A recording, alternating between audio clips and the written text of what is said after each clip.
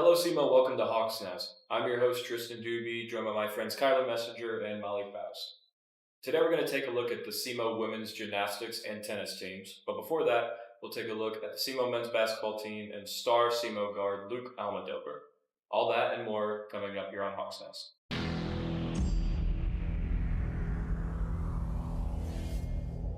All right, Tristan and Molly, we have got to talk about the hottest team, not only just at SEMO, but the hottest team in the entire Ohio Valley Conference. That's SEMO men's basketball, and they're being led by none other than junior transfer guard Luke Almodovar.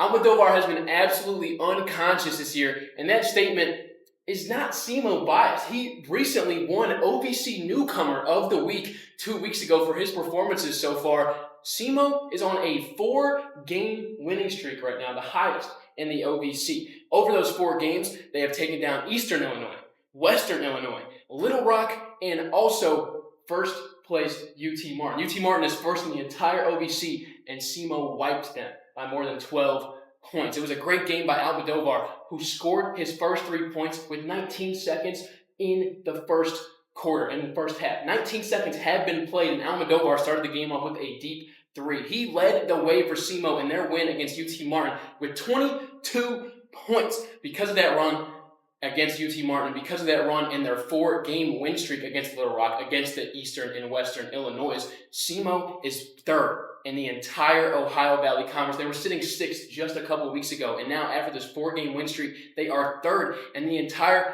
conference. They have 8-4 record in the OVC. They have won 8 games against OVC opponents and lost 4 games against OVC opponents. Their overall record is 13-10. And honestly, if you haven't tuned into SEMO basketball so far this season, right now is the time to watch. These guys are rolling, and they're just playing complete team basketball while being led by junior guard Luke Almodovar. This team is deep, and they have a very, very deep roster. Head coach Brad Korn plays 10 to 11 players per game. If you're a basketball fan, if you're a hooper, you know sometimes a rotation, you can see a 7-man rotation, an 8-man rotation. You'll see a 9 if you got deep depth of a roster. But this SEMO team is super deep compared to previous years and compared to other OVC teams. Let's just talk about some of the other players, some of the other stats that we've seen from SEMO so far this season. Talk about Brendan Terry. Brendan Terry, a 6'9 center. He's been a nightmare matchup all season so far for the Redhawks. He's averaging 10.7 points per game as well as 5.6 rebounds per game. The big man's also shooting 57% from the floor. He's consistent. He's drawing defenders to the post when he backs up. And he's a great dishing big man. Now, I won't compare Brendan Terry to Nikola Jokic. We don't need to do any NBA comparisons, but Brendan Terry can swing the rock. The man has been hooping. He dropped 30 earlier so far in the season. He has the SEMO point high. He scored the most points in a single game for SEMO so far this season when he dropped over 30 earlier this year.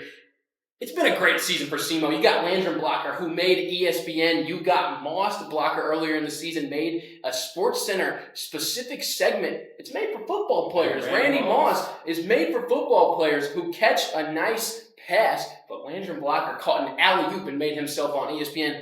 Once again, it's been a fantastic season for SEMO so far, and if you have not tuned in, now is the time. A couple more stats just to finish off the SEMO season so far and what we've seen so far. As I said, they're led by Luke Almodovar, they're led by Brendan Terry, but that's not it. Senior guard Braxton Stacker is averaging 12.3 points per game for SEMO. He's from Illinois originally, went to Murray State, then transferred to SEMO, and Stacker has been stacking the offensive stat sheet all season. You also got SEMO veteran BJ Ward, a junior guard. He's been at SEMO all 3 years of his career. He kind of started in a shooting guard role when he first came to SEMO. Rob Martin was the point guard, and he was the shooting guard. And now, after Rob Martin transferred last year, BJ Ward has moved into the point guard position. He's running this offense and averaging over 4 assists a game. So one more time, SEMO is deep, and they've got the depth of some of the best in the OVC. They're third in the OVC. They're climbing the ranking. And if you haven't tuned into SEMO basketball, now's the time.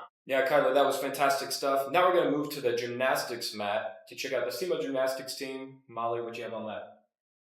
So this Sunday, February 1st, SEMO Gymnastics came in third after scoring a season high of 194.500 at the Show Me Center. Arrow reporter Carter Clark spoke with head coach Ashley Lawson and senior Taylor Engel and shared the inside scoop. Engel came in second all around with a total score of 38.550. Two other performances stood out that day: junior Ava Johnston and graduate student Naya Reeder. Johnston scored 9.857 and won first overall in uneven bars, and Reeder tied for first on balance beam with a score of 9.825. The afternoon kicked off with a packed audience and the Redhawks on vault, with scores ranging from 9.625 to 9.950. The final two Gymhawks in rotation for the skill finished out the vault with the highest scores, with junior Jaden Pursuit scoring 9.750 and Engel scoring 9.850. Next, the Gymhawks went on to earn champion on uneven bars, with scores ranging from 8.550 to Johnston's score of 9.875. Engel followed behind with a score of 9.775. Lawson pointed out that Johnston's 9.9 from one judge was fantastic. Moving on to balance beam. Reeder led the Gymhawks with the highest score of 9.825, followed closely by senior Ivy Kuhn with the score of 9.800. Engel came in with the category's lowest score at 9.0, marking her lowest score of the night after stumbling on the beam and a fall that Lawson said was uncharacteristic. Finally, the Redhawks took over the floor. They dominated, earning their highest rotation score of 48.875. Engel picked herself up after her fall and earned a score of 9.875, which was the Redhawks' top score on the floor and her own top score of the evening. Engel told the Arrow that returning from her fall to put on her best performance of the night is, quote, super exciting, and that doing her best is always her goal. Engel's score was followed by juniors Anna Lee Phillips and Kasu with 9.800 each. Even though last Sunday's quad marked the Gymhawks' highest score of the season so far, they're off to a strong start overall. On January 23rd, they took home second place against Arkansas, earning a score of 192.675. They earned their second highest score of the season back on January 16th with a win at the Windy City Invite in Chicago, with a score of 193.350. The season opened on January 9th with the SEMO Tri-Meet at the Show Me Center, where the Gymhawks earned a score of 192.800, taking second place to Central Michigan and beating Fisk. The Gymhawks' next meet, Bowling Green, will take place on Friday, February 6th at 6:30 p.m. in Huck Fieldhouse for Alumni Weekend. Yeah, thank you so much, Molly. Gymhawks, as we heard, on a huge roll right now. Speaking of some big wins, we're going to take a look at the SEMO women's tennis team getting their first win of the season in convincing fashion, knocking off Northern Iowa 5-2. And this one really started in the doubles match. The Redhawks came out aggressive, looking to get on top early, swept all three double matches for the opening point, and that set the tone for the rest of the match. Sophomore Mia Mayorova and junior Maha Bajrek pulled out a tough one, 6-4, and after that, SEMO just kept on rolling with the points. Junior Juliet Demunk and graduate student Kristina Kozakova handled business at number 2, and Claudia Cassis and Yonta Totem pair finished off the sweep with another 6-4 win. So 3-0 start for the Redhawks against Northern Iowa. With that dominant of a start, the single matches only allowed SEMO to keep pulling away, lengthening that lead. Bajrek came through at number 2 with a straight sets win, and it was more of the same with other players as Demunk dominated at number 4, and Kozakova added another point with a clean performance at game number 5.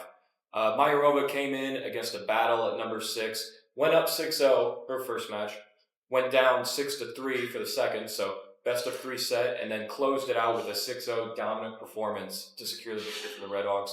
Northern Iowa in the singles ended up winning the point at number 1 and at number 3, but by then SEMO with the doubles and singles had already started to pull away. So huge victory for SEMO, first win of the season. Overall, this was a huge confidence builder for SEMO going forward as they take on Ole Miss February 7th, this Saturday at 1 p.m., looking to get another W on the board. It's a great day to be a Redhawk, but I just hope all the teams have fun. That's right, Molly. We love that. We hope everybody enjoys themselves out there and has a great time. Well, ladies and gentlemen, that is all the time we have for today. Be sure to follow us on social media at Southeast Arrow and press that subscribe button down below. Signing off, I'm Tristan Doobie.